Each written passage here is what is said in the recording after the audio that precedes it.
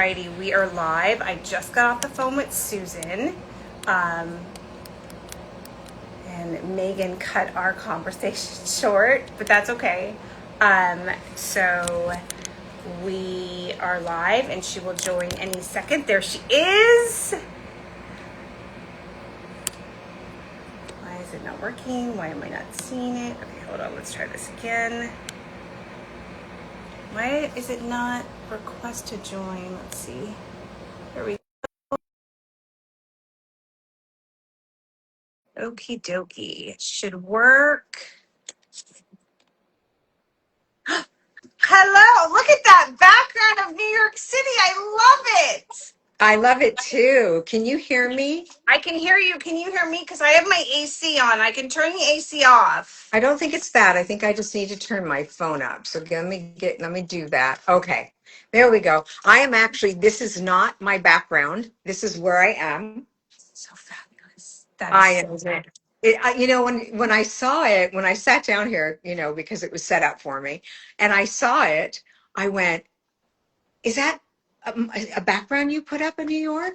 And she said, "No, that's your background." And I turned around and looked and went, "Oh my God, it looks so beautiful." It does. I'm like, oh my God, that's like perfect New York skyline. I know. I I'm know. like my So brick apartment. I love that too, though. And I'm bummed. I know we were trying to do this in person and I was going to be there and we were going to do the live that way, but I'm happy this worked out and hopefully this week I can still come and meet you and Megan because I'd love to meet you in real life. Yeah, that would be wonderful. I hope we have time. Megan knows my schedule. I have to tell you, She's I now, fabulous. I have to tell you, from someone who was a high profile personal assistant for many years, she is fabulous. I know you don't have to tell me. Yeah, And maybe when I'm lucky enough to be, I'll take her. Maybe she can work for me someday. wait, no. No? But I'm not a medium. Oh, that's right. Um, I know she said, but does she have? Okay, never mind. She'll just she have has a to find media me someone. company. I'm She'll teasing. find me someone. She will. No, she has a media company. I'm just joking around. She actually has other clients besides me. Right. Uh, No. yeah. So I'm just, Anyway. Well, welcome to Medium Rare with Liisa. I'm very happy that you're here.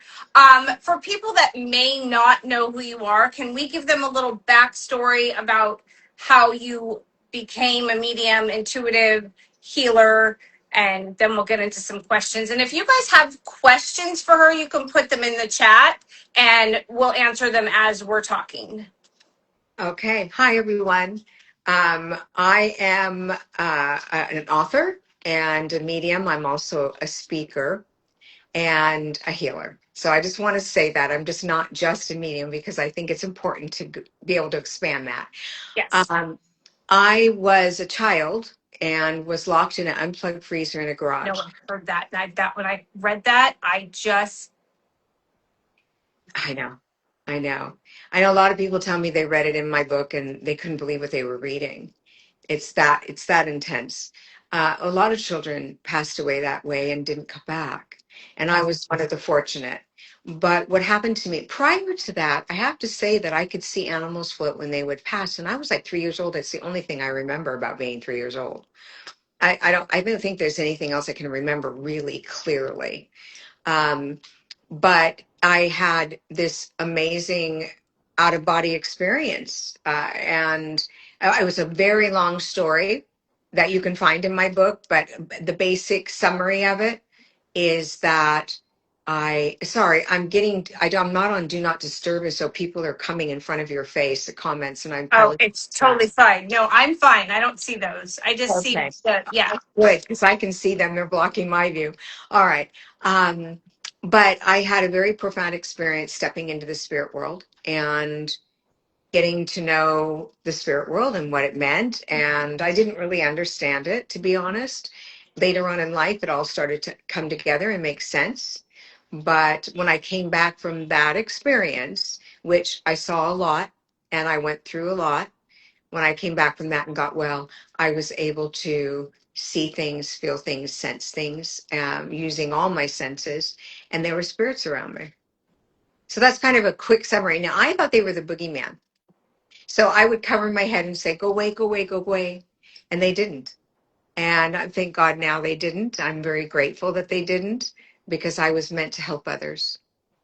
No, and I hear that a lot from people that, they're happy that spirit when they were younger didn't go away. But when you're younger and even now when they're coming in, are you stopping them? Are you constantly letting them in? Um So this is something anyone who has mediumship abilities needs to know. You are in charge and you can set boundaries. And I didn't know that. And so as a young woman, I actually had the inability to sleep. I got a sleeping disorder because they would pop in and go, I just died and I'm so and so, and they think I did it on purpose, and it was an accident. Please tell my family that so and so said their best friend's lover died, and I didn't know what to do with that. And that went on most of my life, and it actually kind of came together when my Nana came to me when she passed, and I didn't know she had died. And I had a profound experience with her. And I called UCLA Medical Center because they were studying ESP at the time, which was a woo woo, 70s woo woo. And I told them my story, and he said, Oh, you sound like a medium. And I said, What's that? And he said, You talk to dead people. I hung up that phone. I went into shock and I never spoke of it. Was married. I didn't tell my husband. I mean, I didn't want to have anything to do with it, but it kept coming. And I became a grief and addiction therapist. And I worked a lot with addiction, which we lose a lot of people in yep, addiction, unfortunately. yep. And I kept getting these visits, and I would know that they had passed my clients or other people's clients. And it just kind of went from there. And then people would come to me and they'd say, um, I'm having this trouble sleeping because, I had a death. And I'd say, Oh, you tried to revive your grandma as a child and this has stayed with you. And they'd say, I didn't tell you that. And I go, Yes, you did. You absolutely did. I didn't tell you that. And still till this day, like I was with a group of people at Omega Institute doing work. And we just got back just 10 minutes ago, Yes. walked in this room. Um, and till this day, I do that. Till this day, I'll say to people, Did you just tell me that or did I hear that? So I was next to the car today and I was with someone named Claudine who is always helping me, and I love her to pieces. And she she was standing next to me and Yasmin was standing on the other side, and I heard Susan, and I was close to the tire, very close, and the car was running. And I was picking something up, bending over, and I heard that my name, and I looked up and I said, Did someone of you say my name? And they said no, and I moved away from the car. And I don't know what would have happened if I hadn't. We never know, or it could have just been a fluke. But I heard my name loud and clear, so I still get that. That's fascinating to me. When spirit is trying to warn you or talk to you, what are they sounding like to you? A knowing.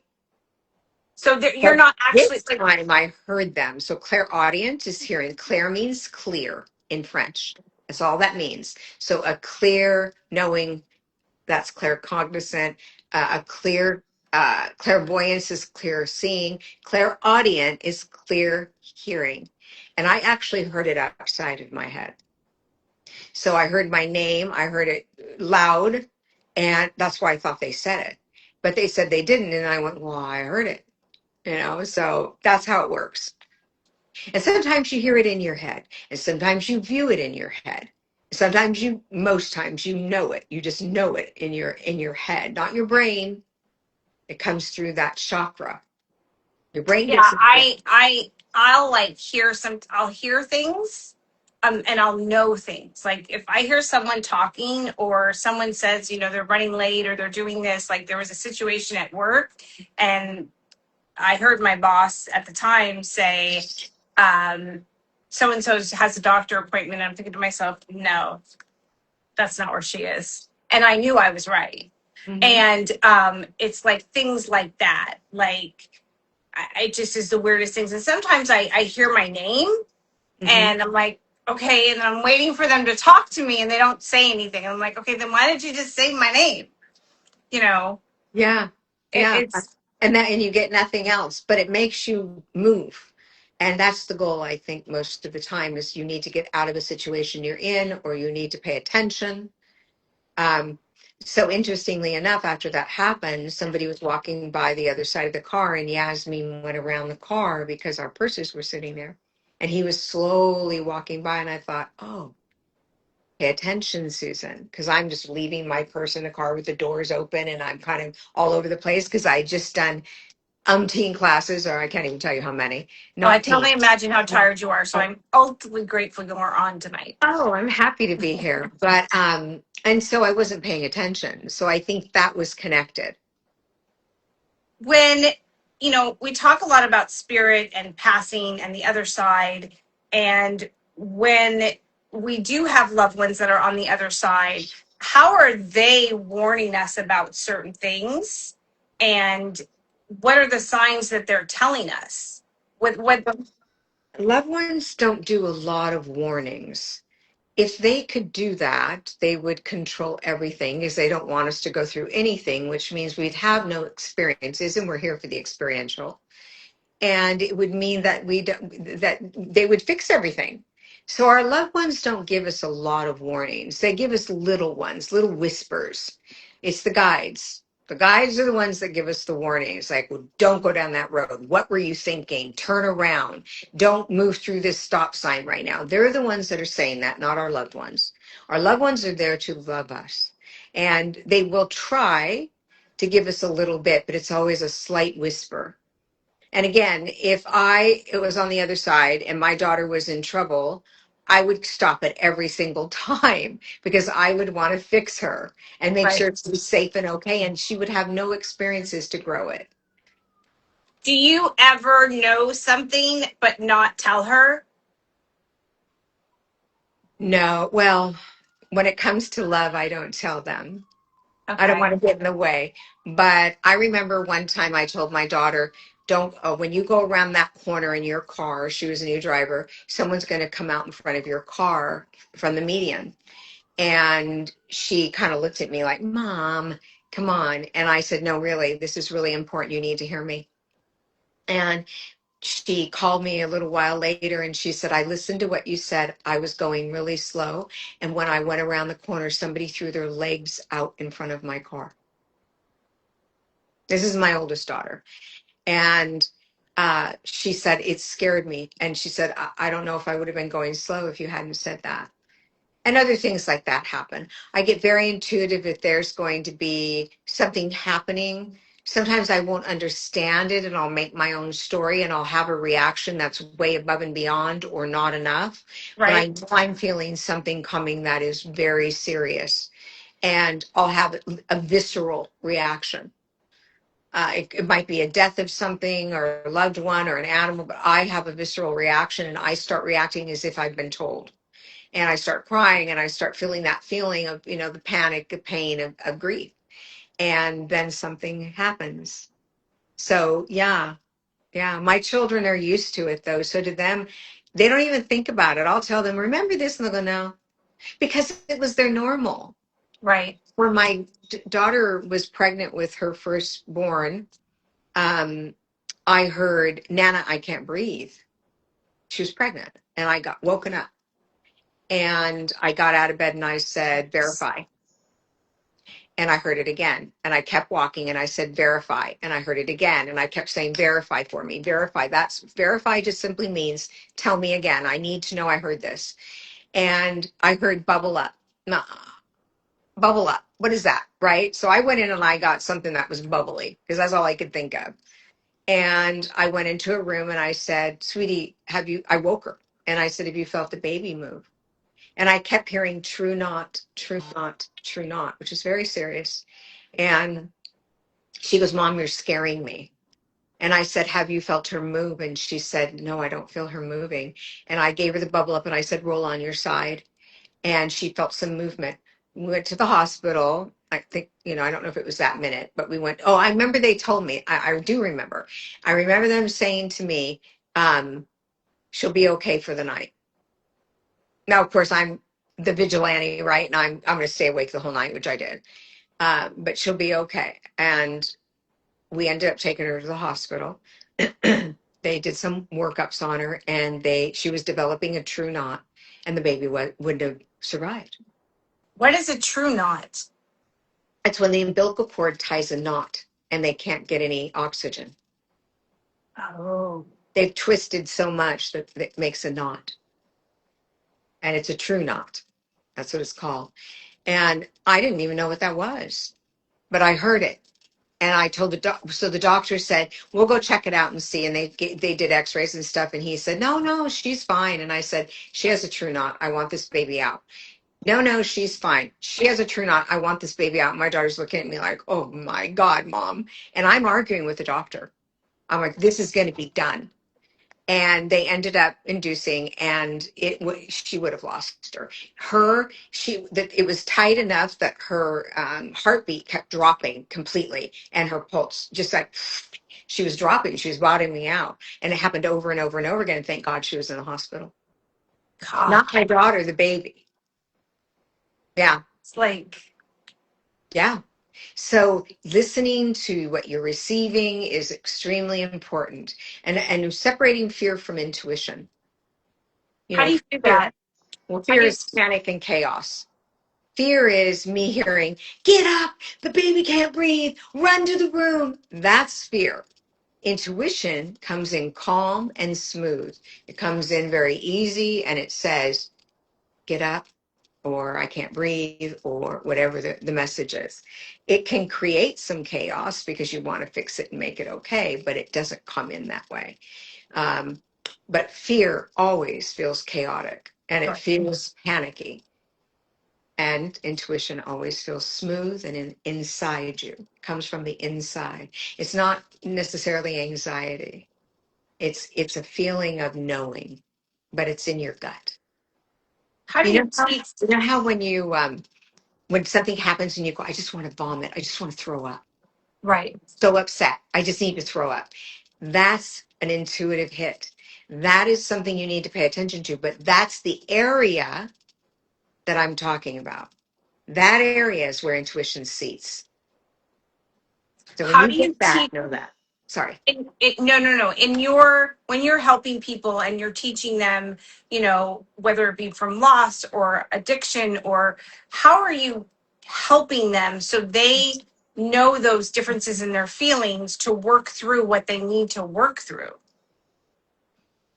Well, when I'm training, I actually tell them stories that help, and I also point out to them when they're in a fear base. So there's a lot of fear base in training for mediumship. People go to fear pretty easily. First of all, they fear it's not a good entity, which is nonsense to me. I just brush that aside. They fear that they aren't going to get it right. They worry, they're going to mess up and everyone's going to think they're not really a medium or whatever it is. So these are all fears. This is Right. chaos. That's chaotic, Right. right? Their intuition will tell them if they're hitting on something. So I try to teach them to feel the difference. And really, the explanation speaks for itself. So if you feel chaotic, confused, panicked, etc., you know where it's coming from. It's coming from panic. It's coming from the brain. You don't want to utilize your brain for your intuitive hits. Intuition can save your life. It can save your life. So, and it can save your children and the people you love, because it gives you information and it's valuable information. Panic and fear, chaos is not valuable. It makes you freeze or fawn or run, or whatever it is. It doesn't have any substance to it. Right. But how do people, like for me, like I became intuitive because I interview mediums and psychics and I meditate like crazy. And, how do you help people to become, I mean, you help thousands of people. You guide people, you teach them, you show them, but how are you doing that so they can know what their intuition is and not what their fear is? I Well, mean, knowledge is power, right? So the knowledge is the first step. Gaining and understanding the knowledge. What does fear feel like to you? What does intuition feel like to you? Go ahead, give whatever you get, respond the way you need to respond. And when you're wrong, you'll know what that feels like. And when you're right, you'll know what that feels like. You learn to understand and accept and trust your intuitive hits by being inaccurate. because you will remember what that feels like. So I take them back to circumstances in their lives where they were inaccurate. And I say, what did you feel like? Oh my God, I was so scared. There's your clue. Okay. What did you feel like with this one when it was accurate? Oh, I just knew and I handled it. So I'm bringing them to that place of understanding and experience. Experience is everything. Your story is your greatest gift for mediumship, for intuitive information, for learning. It is your greatest gift. So that's how I show them. If they're in the class with me, I'm throwing things out at them. One of the biggest ways I teach them is with forensics mediumship. Oh, So finding missing people. When I work with them to do that, because I teach that, I love just that. when I work with them to do that is when they start to recognize, oh, that was a real hit, and that was not, and this is what that felt like, and this is what this felt like, and they start to bring that together, and it comes full circle. That's fascinating. So speaking of like missing people and loss and death, when we're missing someone, how I know for me, I lost my father last year and we didn't have the best relationship and I did not expect for it to affect me the way that it did. And I had gotten someone had gifted me a hypnosis and mind obsession, which was life changing. And I guess when people how I don't know how to say this right because it's like it's on the tip of my tongue and I can't get the words out the way I wanted to say it. How do you help people when someone has died and someone has is gone and they miss them and they can't there's unanswered questions and there's all these unanswered feelings. How do you guide them so they can heal so it's not so frustrating or the anger and the hurt is not there anymore? I know it's still going to be there, but it can lessen. And I know for me it's lessened a little bit. Mhm. Well, I know for me, teaching people how to step into their calm when they've lost someone is raising their vibrational energy, believe it or not. So people, I'm grounding them. So people say to me, I'm all over the place. I go, you're not grounded. You want to be calm. And going to a medium is one way. There's a lot of different ways, but we'll talk about that one since we're talking about mediumship.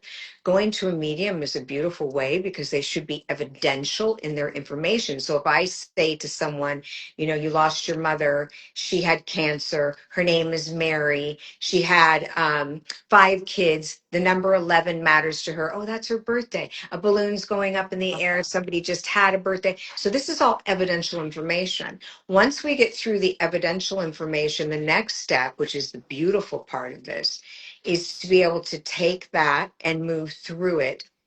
Excuse me 1 minute. Excuse me, someone walked in my hotel room. It's Um, I lost my train of thought. okay. It's to take that information and what was I saying? I'm sorry. No, Sorry, it's okay. guys. About when people lose someone and how when you're teaching them to now I'm losing my train of thought. Maybe Spirit doesn't want us to talk about it.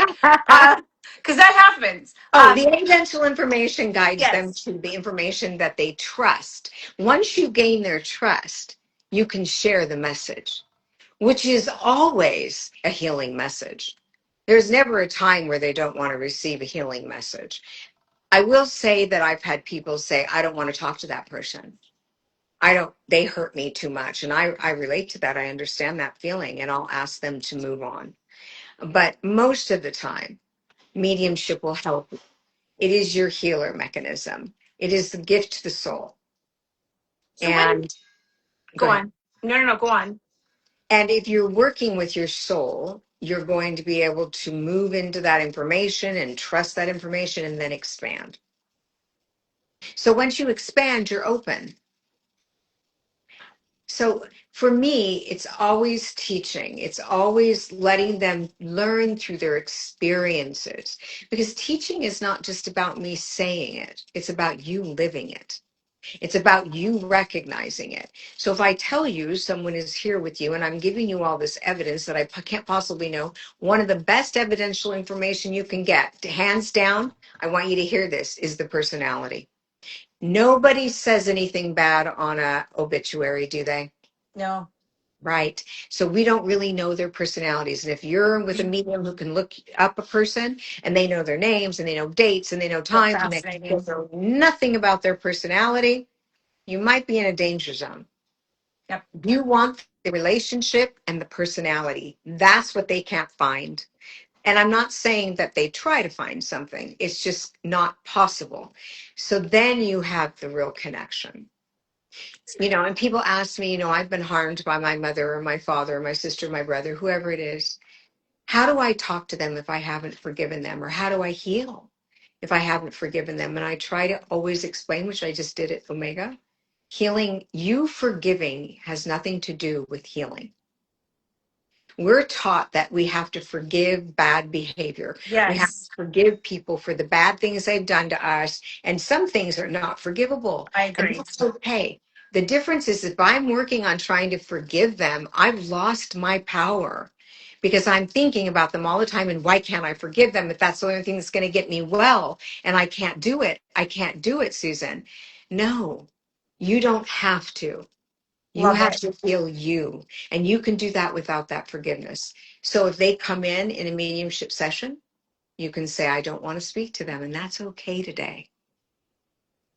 So what do you do when someone is trying to talk to, let's say I had a reading with you and I wanted to talk to there's someone who really did bad to me. And I have questions. I may never get them answered. So let's say I purposely wanted to talk to that person, but someone else came in that I didn't want to talk to. How does that work? Why are they stepping forward? And then as a medium and as the connector, how are you handling that? Because you have someone in front of you that doesn't want to talk to this person. They want to talk to this person who's somewhere. So how do you maneuver that? Well, I asked that person to come through. So when they sit down, my first question is always, do you know who you want to speak to? I'm not asking who. Do you know who you want to speak to? The answer is unequivocally yes. And I say, I want you to call them in. You're going to have a lineup. You've got ancestors, grandma, grandpas, especially if you're my age, probably mothers and fathers, maybe a sister or brother. So you're going to have a lineup.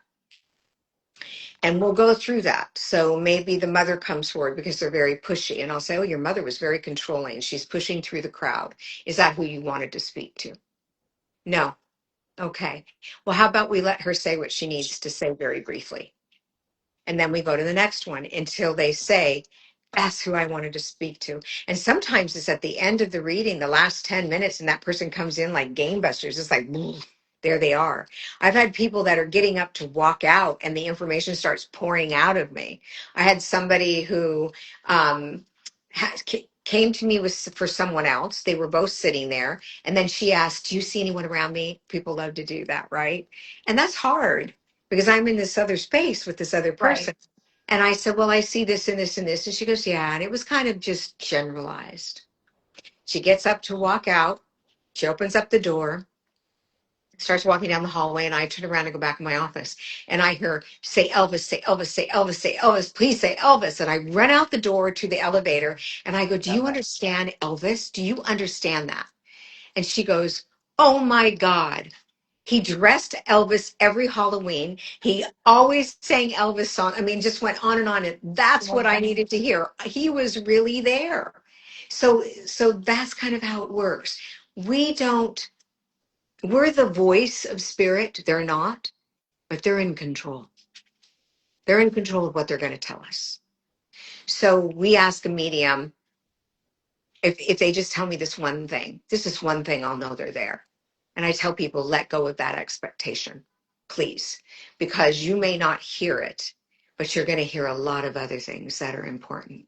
And you may hear it at the very end and miss the whole reading because that's all you want is that one thing. So let go of it. He may be standing in front of me saying it all day long and I'm not hearing it. I'm in a human experience in the human condition. I can't hear everything. So never have the expectation that a medium's going to be able to give you everything. Right. That's just not realistic. So go in open minded, go in knowing that you're not going to hear everything you want to hear, but you'll hear what you need to hear because they're in charge.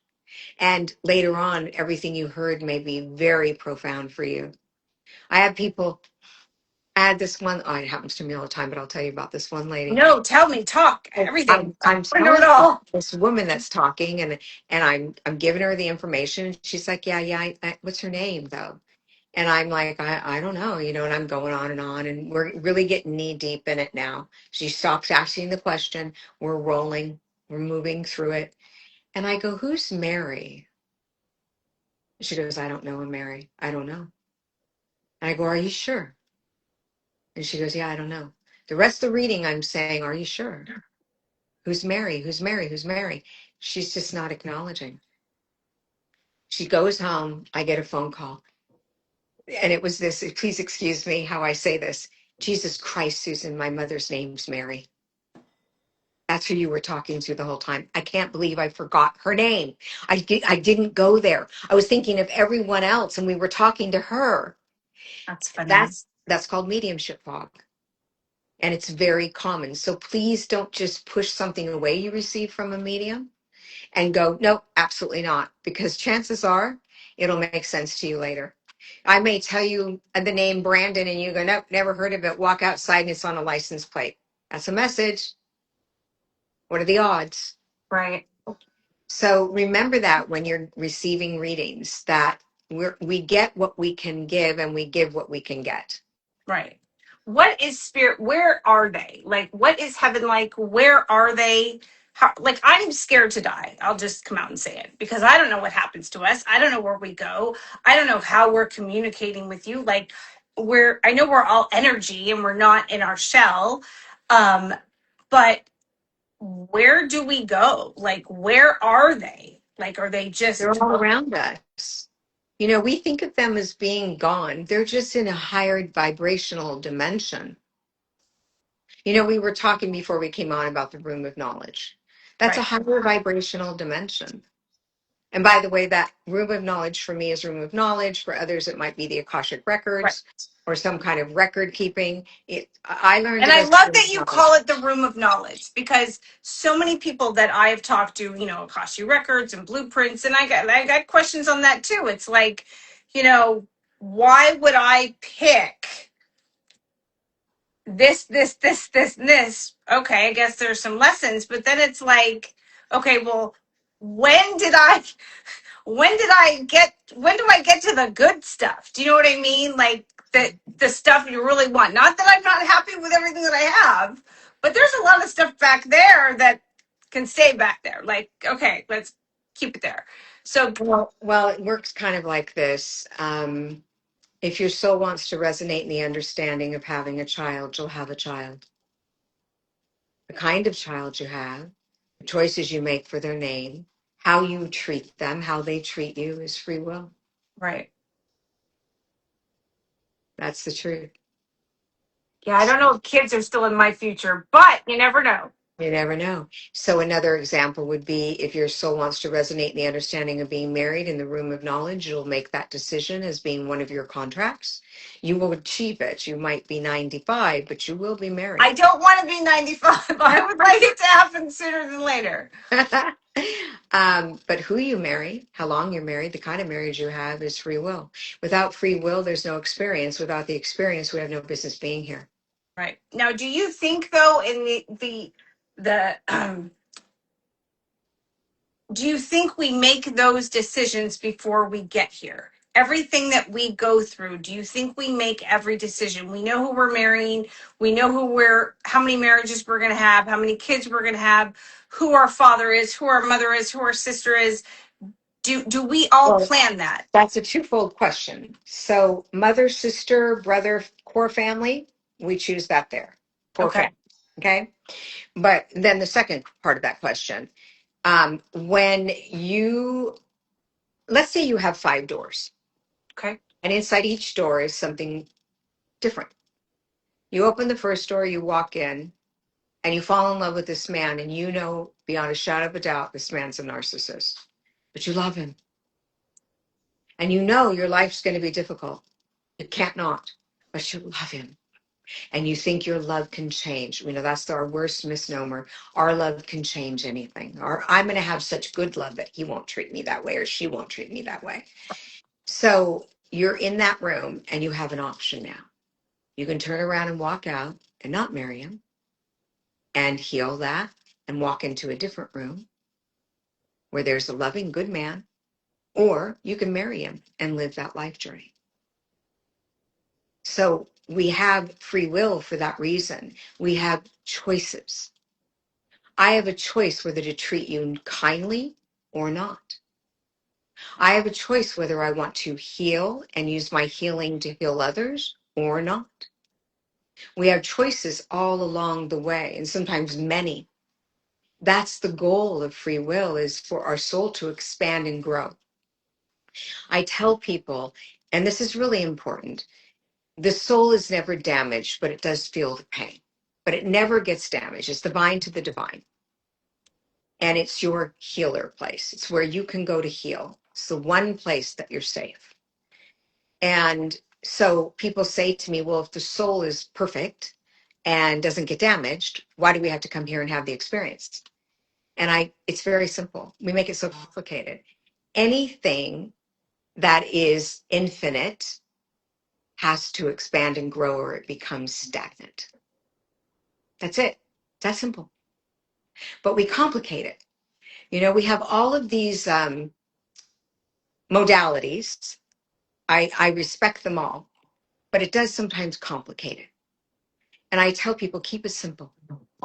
Spirit is not the author of chaos.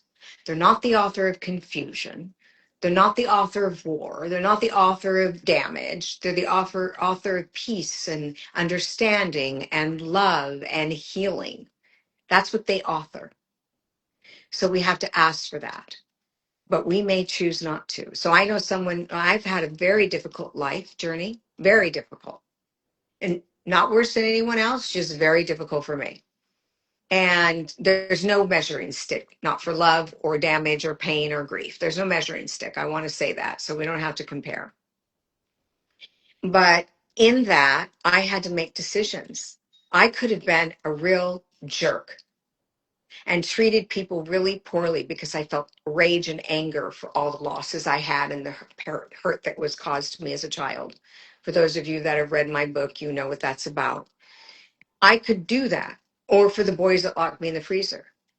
Or I can work on healing and be a better person because of it, not in spite of it. I have those choices. Right. I can make either one. That's the beauty of being in the experience. It's the only beautiful part of being in a negative experience. Pain is your greatest motivator for change. You want out. So you're going to do everything you can to make a change. The problem is we stay stagnant in the pain. We go, this is always happening to me. When is it going to end? When am I going to feel better? You have to change that and manifest something different. Now, some people tell me they manifest and manifest and manifest and nothing changes. And I hear that. Then I say, maybe this is where spirit wants you right now. How about you go to acceptance so that you stop fighting the battle and see where that leads you? Because when we trust their journey for us, everything begins to unfold. So, you know, in all of the pain that you might have to go through to get there, I believe that you will get there. It's a matter of letting go and allowing, or changing the course. And if changing the course isn't working, you know, I used to say, I never said why me, but I have 5 suicides in my family, or in my life. I have a really close friend in my life. And then both my brothers and my mother. And people would say to me, Susan, I would be such a hateful person if that happened to me. I'd be so angry at life. Why aren't you angry at life? Why aren't you angry? And I said, tell me how that serves me. What will I gain from it? This is not a dress rehearsal.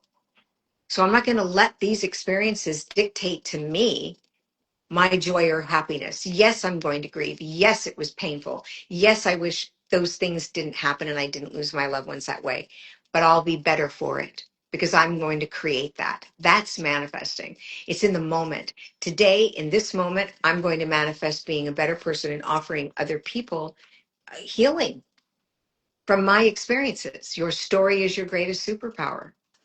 That and love, two greatest superpowers. Love of self, by the way, is the number one most important one. Hardest thing you'll ever do. I want to say that the hardest thing you'll ever do is love yourself. Mm. It's so easy to cause harm to ourselves. It's so easy to say, I love you so much, but God, I wish I didn't look this way, or God, I wish I wasn't, or I wish I could be like you, or whatever it is. Our soul journey is all about self-love. Our life journey is how we get there. It's pretty simple, but it gets complicated because of all these different modalities. Now, I'm not against them. I have 16 modalities that I've studied. So trust me when I say I'm not against them, but it has to make sense to me. I'm very analytical and I'm educated. It has to make sense to me Right. because spirit makes sense. They are not the author of chaos. So if it doesn't make sense, Love that. I'm going I'm to leaving use it that behind. now. I love that. They're not the author of chaos. That's like mind, like a light went off. Like I've never heard that before. Yeah. Yeah. So I can then recognize that. And again, not the author of confusion, not the author of war, not they don't author those things. So they didn't write that script. They didn't write that script. We did. And this world does. Don't think for a moment they were up there going, I'm going to bring fentanyl into the world and let children die. So this is okay. I'm glad because there's so many crazy things that happen, and things like it make that like does God say okay we have to learn this lesson and and that's I why did this person have Let me cancer ask you this question. You have a little 3-year-old that's running out in the middle of traffic on a freeway. Would you say to yourself, I need them to learn this lesson? no you're gonna go and grab the 3-year old. Right. God tries to do the same thing, but we're not listening. You would never cause harm to what you love. They made every single hair on your body strictly for you. They designed you just for you. Everything about you was made through them with love, just for you. No one else has it. That is love. That is love. And love is their superpower. So when we listen to that love from the afterlife, whether, some people go, I don't believe in God. I say, well, consider it good orderly direction. God. Works for me, right? So whatever it is, whatever you believe it to be, let a power be greater than you. I don't care if it's the ocean. It's stronger than you. So it could be a power greater. So I want to say that to the people who don't believe in a God. There's always something greater than us and something weaker than us. We're always in the middle.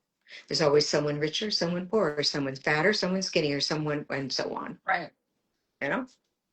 So, and none of it's good or bad. It's all beautiful part of the creation. That's what it is. So you wouldn't let your child. Now, I want you to think about their love and the extent of how much they love you.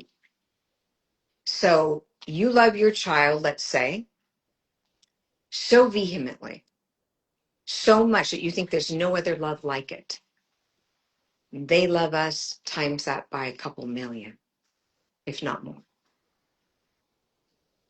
So think about the freeway the next time you think that they're not trying to save, because they are. But we have free will. So that's like beautiful and amazing. And I never really thought of it that way until you just said that. So thank you for that.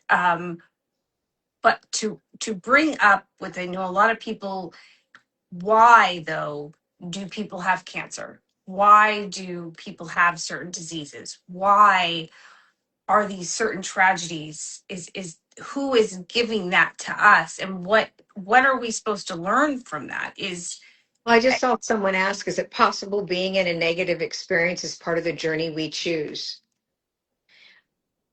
If you came here, Good question. if you came here, friends, you're going to have negative experiences. You knew that when you went there. When you were there coming here, you knew that.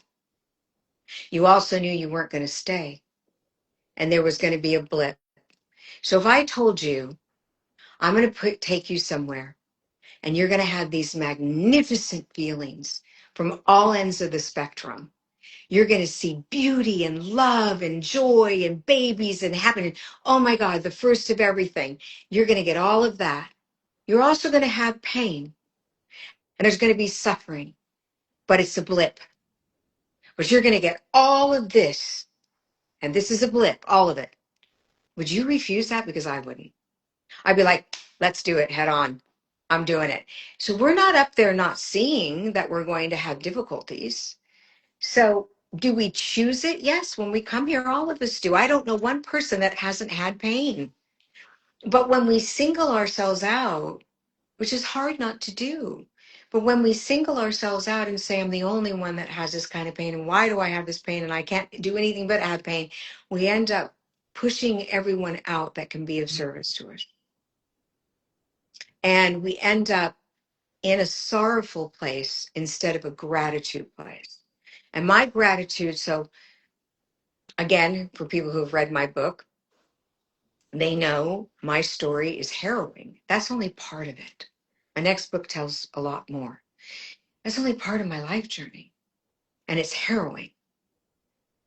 I choose to see that as part of my life lesson or my soul lesson to grow. Sorry, but my pain and suffering is knit a blimp. I feel It's not a bamboozled. book. I'm And I talking feel, and I get that. I understand. I totally. talking about a blip in time, and I'm not talking about your personal pain and suffering, friend. I'm talking about a blip in time. If you would rather not be here, is the question. Would you rather not have come here and ever experienced anything wonderful? Because we all do. Somewhere in there is something wonderful. It's not about focusing on the pain. And let me tell you, I know pain and suffering. Trust me. I How did know I've lived it over and over and over and over, as of many of you have. So I don't take it lightly. But I also know that my growth is in that. My ability to be more is actually in that pain and suffering because I have compassion and love and I can guide people and I want to help them. And because of that pain and suffering, I'm able to tap into something maybe someone that didn't have it can. And I can. So we don't know what the whole story is till we finish the story. how did you get where you are today? What tools and skills did you learn that could help other people watching this today? Because I have to tell you, talking to you and it's like a totally inspiring moment. I mean, you have your beautiful energy, beautiful soul, Yeah. and hearing how you talk is just like, okay, I don't know how it's inspiring. It's there's so many things that I've gone through and I'm like, okay, I get what you're saying, but it took me a long time. And I want to know, how do you shift the tragedy and the hurt and the pain and the loss and turn it around so it is full of love and light and you can get through it? I'm not saying I you're want you not to going to see forget for I want people you to watching. I'm see not what saying was you're I want you to see what was just written. the which one. I wouldn't give up the love to avoid the pain, but it is soul crushing. Yep. That's growth. Yep. There it is. What you're going to ask me, it's right there in a nutshell. I wouldn't give up the beauty and the friends and maybe margaritas or going out, Mexican food or getting a hug or making love the first time or. But I know I'm going to have soul crushing things happen, and they have. So I'm not minimizing it. I am the last person to minimize grief and pain. What I'm saying is find a different direction to take it. Shift your view just a little, like that person just did, just a little, and it gives you hope.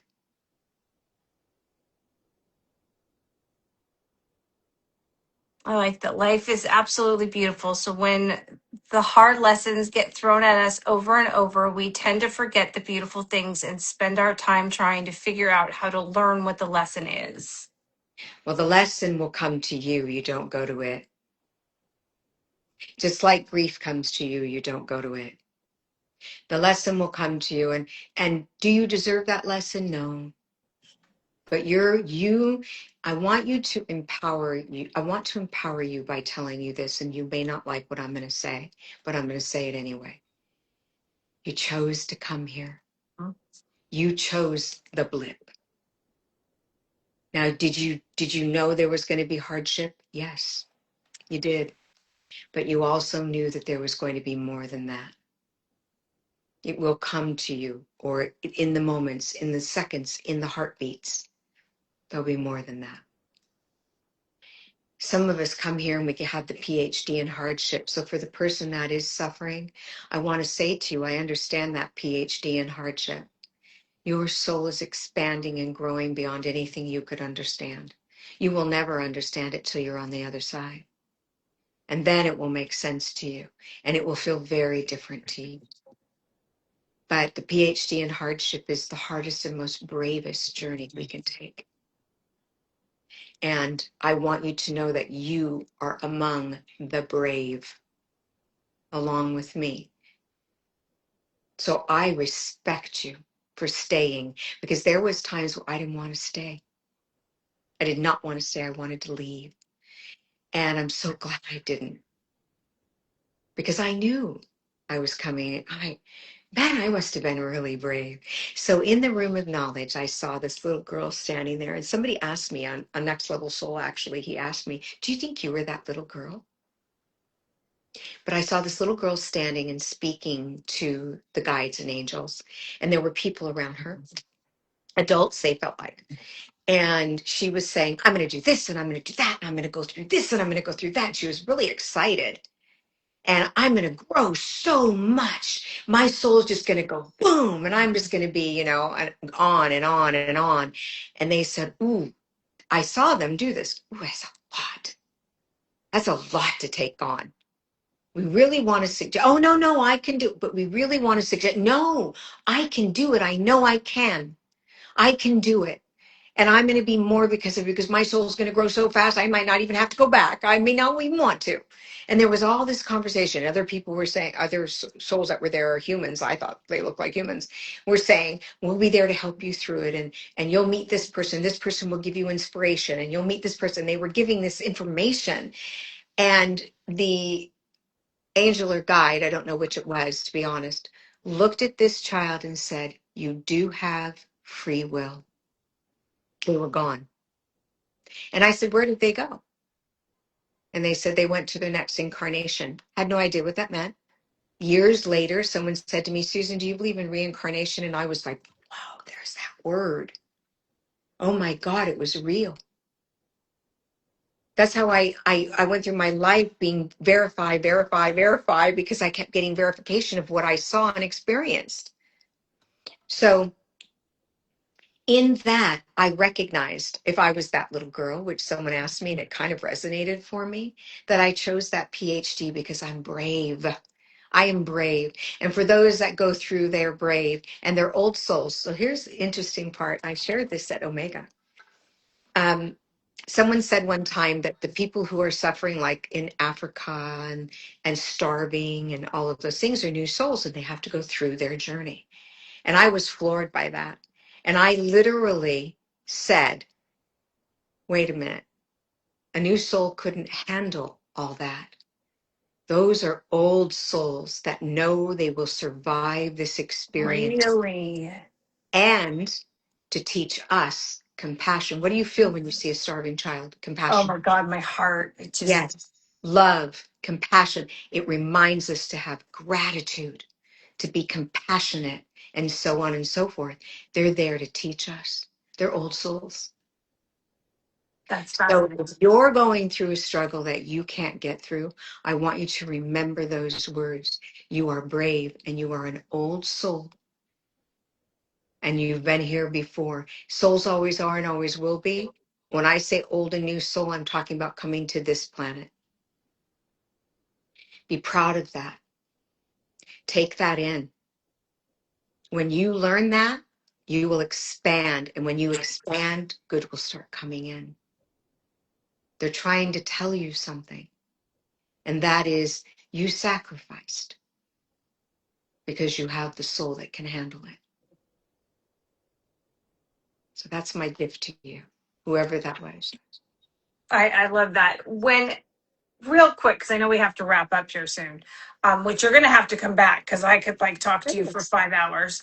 Um, a rainbow baby, when you talk about old souls and new souls. Now, I was a rainbow baby, so I was told, is a rainbow baby a first time soul, or are they just an older soul that's coming back in a different, I don't know, a special Well, reincarnation? I don't study rainbow babies, but what I Okay. will tell you is that if you are a baby that has experiences and you have the gift of, or you're aware, everyone has the gift. If you're aware of the gifts and you're trying to utilize them in your life journey, chances are you're not a new soul.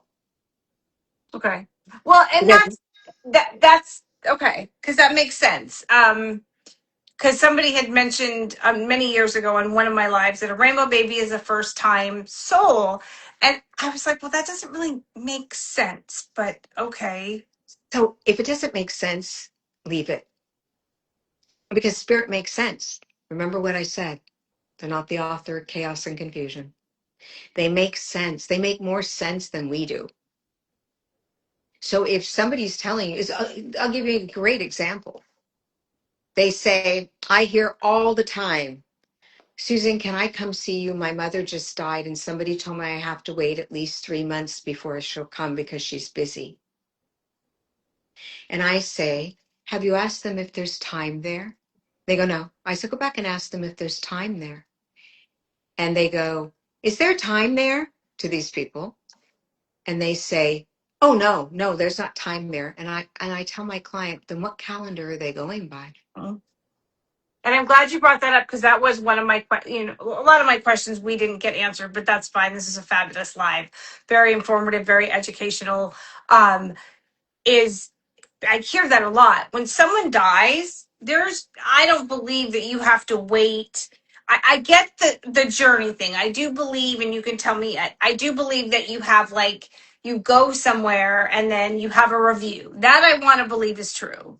Um, I don't necessarily think I believe in hell and purgatory. I believe that you go to the light. I believe if people are here, they're here because they haven't gone to the light because they don't know how to get to the light, or they're just in denial somehow. I don't know what Well, I let me would. ask you a question about that because I have to challenge you. I have to.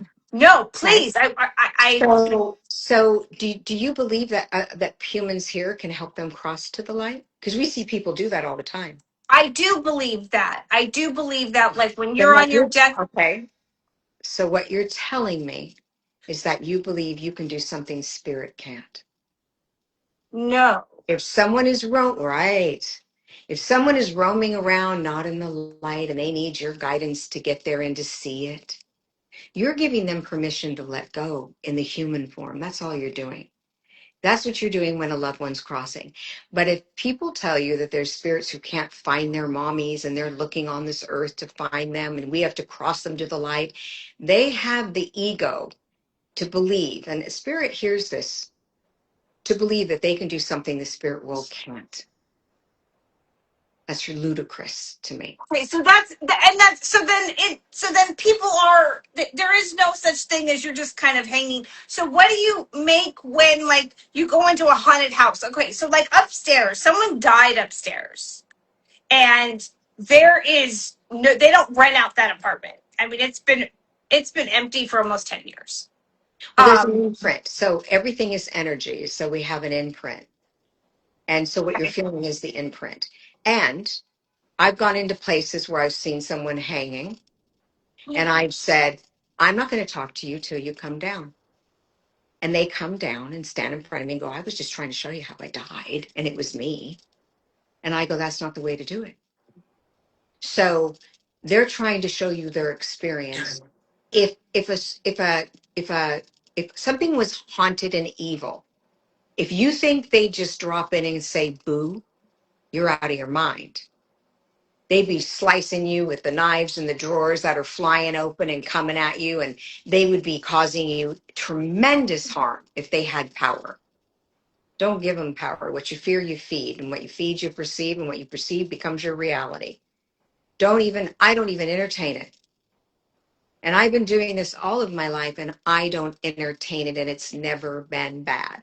It's always been, there's been a reason that I saw what I saw. Maybe I'm standing next to his mom.